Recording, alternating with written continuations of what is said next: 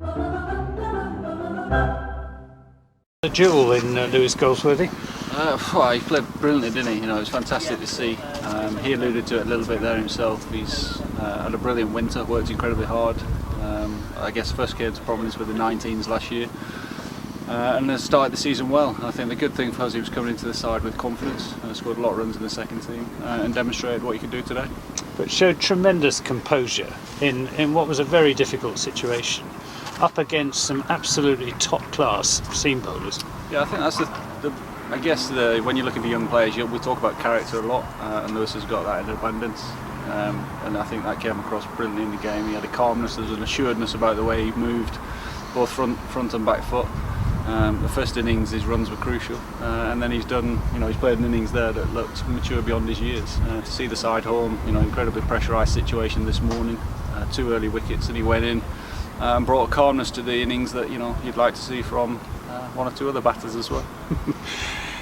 Reflections on the game as a whole. Yet again, Somerset have come from behind. Middle of yesterday afternoon, you were up against it with Middlesex effectively 130 for none in their second innings, and then came roaring back.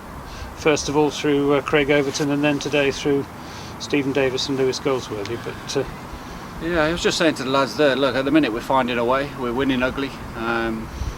We're making it harder for ourselves, there's no doubt about that. But Craig Overton, JD, the bowling unit yesterday were outstanding. And that's the attitude that we've got in the dressing room. We believe we can win from anywhere. And again this morning, we knew it was going to be difficult, but for me it could have been the 9th wicket or a partnership. We're finding ways to contribute, we're finding ways to win games, which is a huge strength. I think when we pull it all together, we'll be a formidable side.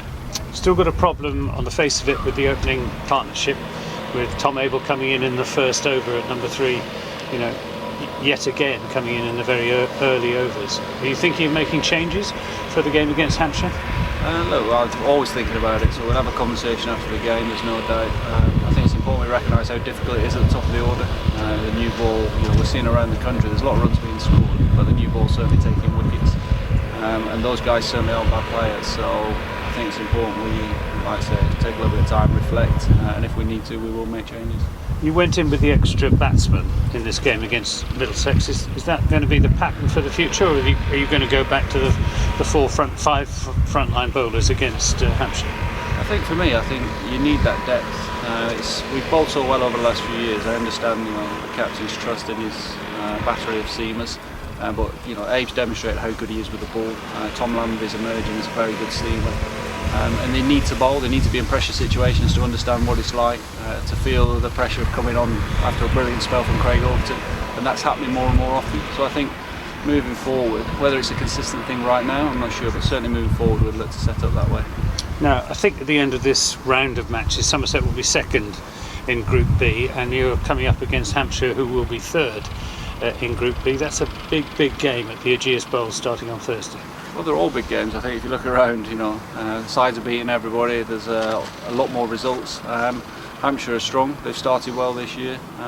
But again, like I'll always say, we'll concentrate on what we need to do. There's areas we need to improve significantly. And if we keep doing what we're doing, we know we're going to certainly give ourselves a chance. And finally, on Craig Overton's speculation about his international future, do you see him as an England Test bowler? Absolutely. He's gone from strength to strength. He's taken a while to find his feet this season, and he's still very good, but he's not quite at his best. But certainly the last 2 games, he's head and shoulders above everybody in the country for me. The way he's bowled, the consistency, the control, the pace. If there's other bowlers around the country delivering that, then it's exciting for English cricket. So England's gain could be Somerset's loss? Absolutely, but again, I've always said that's why we're here. It's important, we want to produce international cricketers. I think Craig deserves another opportunity to cement a place there, and then it's up to him.